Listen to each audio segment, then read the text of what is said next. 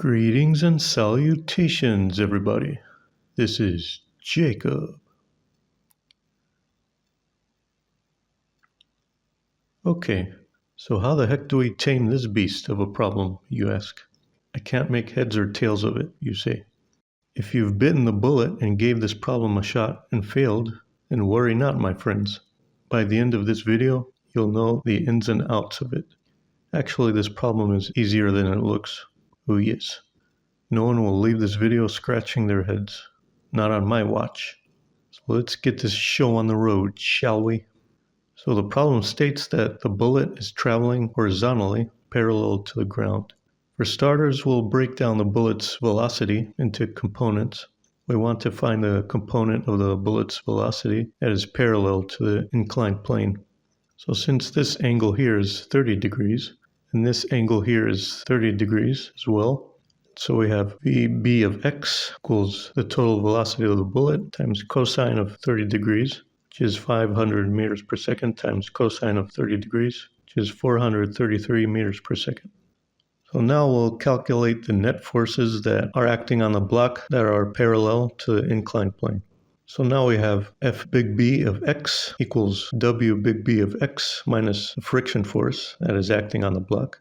And this equals the mass of the block times g times sine of 30 degrees minus mu of k, which is the coefficient of kinetic friction, times n, and n, which is the component of the weight of the block that is normal to the inclined plane, as we remember, is mass of the block times g times cosine of 30 degrees. So now we have F big B of x equals m big B times g times sine of 30 degrees minus mu of k times m big B times g times cosine of 30 degrees. And we plug in our initial conditions and we get F big B of x equals 3 newtons. So now that we know the net force acting on the block that is parallel to the inclined plane, since F big B of x equals the mass of the block times the acceleration of the block, and we have the acceleration of the block equals F big B of x over m big B, and this equals 1.5 meters per second squared. So now we put our kinematic equations to good use, which are these right here. Now we have to find the speed of the block at the very instant the bullet is fired into it, and we'll use the equation V equals V naught plus A times T, since the problem states that the block starts from rest, and V naught is 0. And the problem states that the bullet was fired into the block 3 seconds after the block started moving, and t equals 3.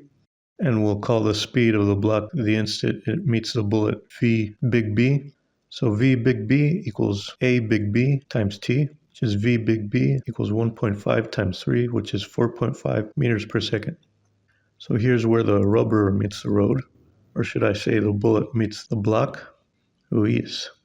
So now this is where the principle of conservation of momentum comes into play. We'll treat the bullet and block as an isolated system.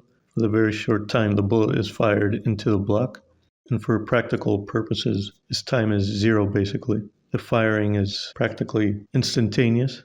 For those of you who don't know, the momentum of an object is simply the quantity of its mass times its velocity. And the principle of conservation of momentum states that the total linear momentum for a system of particles remains constant. The principle of conservation of momentum is applied when particles collide or interact.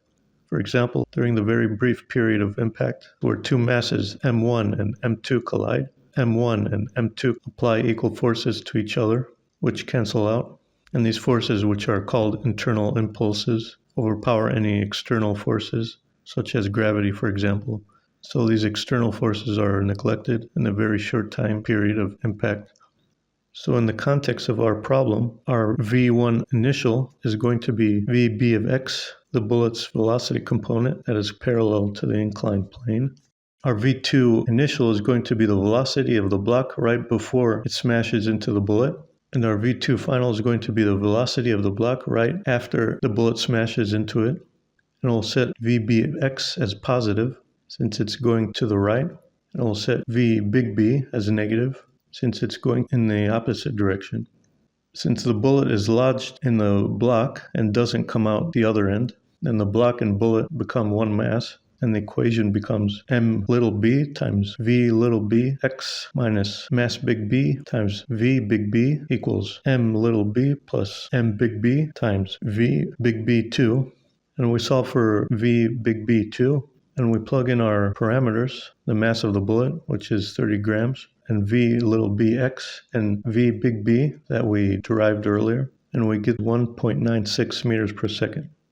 So the problem is asking us to find the distance the block travels up the inclined plane after a collision. So now we take our third kinematic equation and go to town on it. Since the block will undoubtedly stop at some point after traversing the distance up the plane, and our v in this equation will be 0, our v naught will be v big B2, and s naught is 0, since we're setting the point of collision as the point of origin by definition. So now our equation becomes 0 equals v big B2 squared minus 2 times a big B times s. And we solve for s and we get 1.28 meters. So after the bullet hits the block will travel up the inclined plane 1.28 meters. And that's curtains, my friends. That's your answer. 1.28 meters. Was that what you expected, or should I color you surprised? Let me know in the comments. So that was an interesting physics puzzle, wasn't it, my friends? Certainly was an interesting physical situation. I'm a sucker for a good bullet chunk of block and ramp problem, my friends. Who is? And I'm sure you are too, since you've made it this far in the video.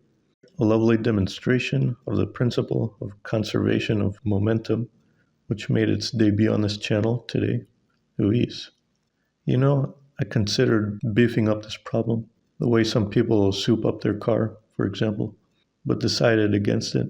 This problem is hard enough, I think, even though it's slightly easier than it looks. Besides, I have problems in the pipeline that make dissertations look tame, so I have to sprinkle in some easy and moderate level problems here and there, or everyone will just skedaddle from this channel like a bat out of hell. So that's pretty much it. Comment down below what you think. If you found this puzzle difficult, if you solved it another way, shoot a puzzle suggestion and a category suggestion my way. Smash those buttons like there's no tomorrow. That's pretty much it. And I'll see you guys and gals in the next video. Bye-bye.